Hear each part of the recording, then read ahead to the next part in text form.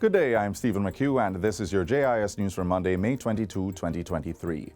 The governments of Jamaica and the United Kingdom have signed a framework document to collaborate on a violence prevention project worth £15 million, or 2.9 billion Jamaican dollars.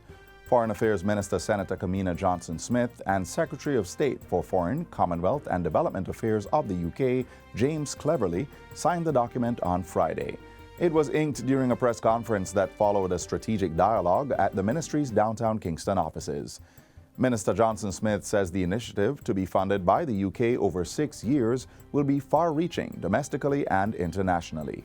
This partnership will enhance our whole-of-government approach to violence reduction and prevention, while engaging multiple stakeholders in our collective efforts to combat high levels of criminality. According to Mr. Cleverly, the Violence Prevention Partnership is yet another demonstration of the UK's support of Jamaica's goals and aspirations, in particular the Vision 2030 agenda.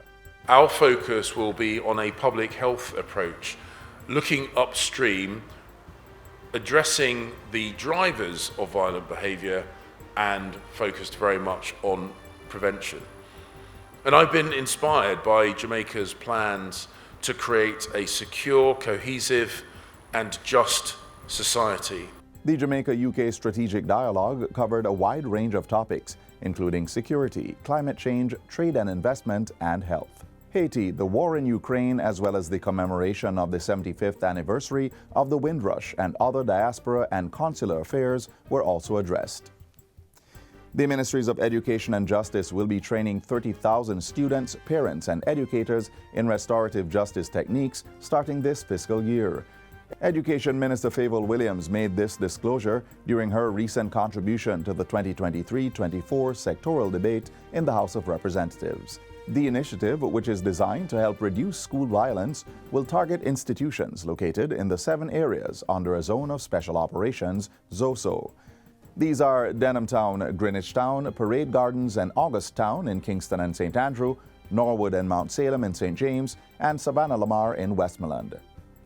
There are other initiatives, Madam Speaker, to help us in our schools to ensure that our children receive the assistance that they need to improve the social, behavioral, and academic outputs. Yes, especially for those students in schools where that are in environments that give rise to this. The Citizen Security Program of the Government of Jamaica will target 25,000 students from 14 high schools and 19 elementary schools located in ZOSOs to receive benefits from this intervention. Micro, small, and medium-sized enterprises, MSMEs, are again being encouraged to participate in the government's Productive Inputs Relief PIR scheme, which provides a variety of incentives. These include exemptions from customs import duties, extra stamp duties, and corporate income tax. Minister of Industry, Investment and Commerce Senator Aubin Hill made the appeal recently as he welcomed the launch of the Pizza Please branch in Ligonier. The minister says that while more investors are arriving in Jamaica, this is an ideal time for locals to invest and create their own businesses with support from the government. This is for small businesses that can come in and you get a grant. Not a loan, you get a grant, and we have billions of Jamaican dollars in that grant to make sure you can buy equipment to fit out your business once you qualify. A nomination document is being drafted to have the Seville Heritage Park inscribed on the UNESCO World Heritage List. State Minister of Culture, Gender, Entertainment and Sport, Orlando Terrelong, tells JIS News that the historical significance of the site as Jamaica's first capital and cultural epicenter is deserving of the designation. As part of conditions for nomination, he says repairs must be made to the Great House, adding that the entire property is earmarked for further development to attract more locals and tourists.